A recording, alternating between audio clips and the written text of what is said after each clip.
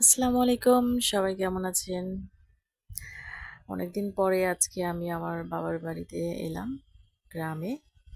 তো ভাবলাম সেখানে মাটির চুলোয় খড়ি দিয়ে রান্না করার একটা রেসিপি আপনাদের সাথে শেয়ার করি। তো আমি রান্না করব মুরগির মাংস। তো তার জন্য এখানে আমি পেঁয়াজগুলো সুন্দরভাবে একটু ভেজে নিচ্ছি।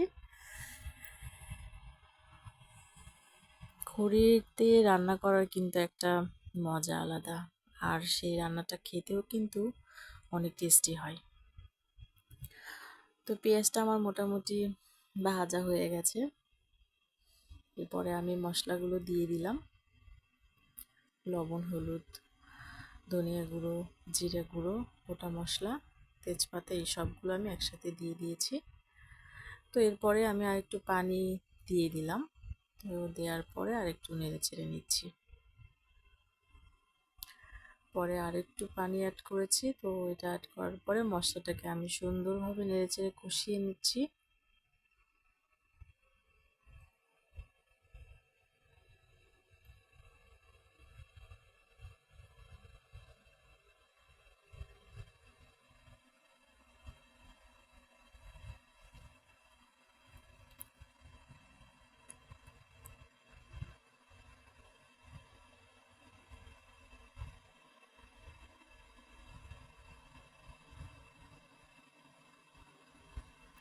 তো মশলাটা প্রায় কষানো রেডি।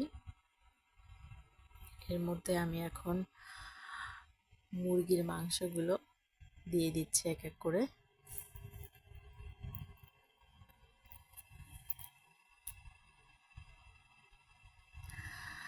আপনাদের যাদের গ্রামীণ পদ্ধতিতে মাটির চুলোয় খড়ি পাতা দিয়ে রান্না করতে ভালো লাগে, বা এরকম রান্না যারা খেয়েছেন, তারা অবশ্যই আমাকে কমেন্ট করে শেয়ার করবেন। ঢাকনা দিয়ে ঢেকে দিলাম।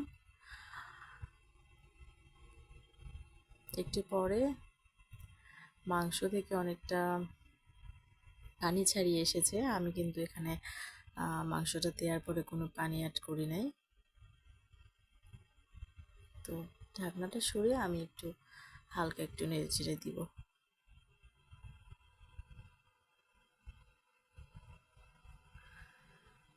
আসলে ভিডিওটা একটু কাঁপাকাঁপি করছিল। আমি আসলে এখানে ভিডিও করার জন্য কোনো ইনস্ট্রুমেন্ট নিয়ে আসি নাই, হাতে মোবাইলটা রেখে আমি ভিডিওটা করছিলাম।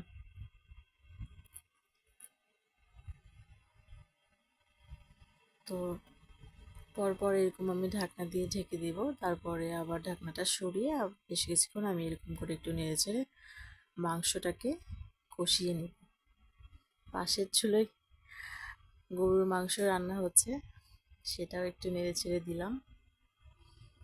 এটা হলো মাটির দুই চুলা, একসঙ্গে দুইটা চুলা বসানো আর কি।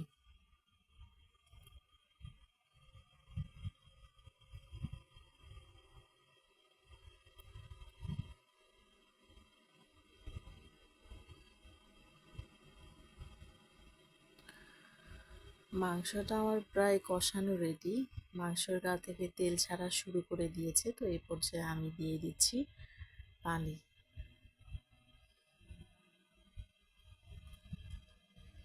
পরিমাণ মতো পানি দিয়ে আমি এটাকে ঢাকনা দিয়ে ঢেকে দিব। ভিডিওটা যদি ভালো লাগে অবশ্যই সাবস্ক্রাইব করবেন আর একটা শেয়ার দিয়ে দিবেন।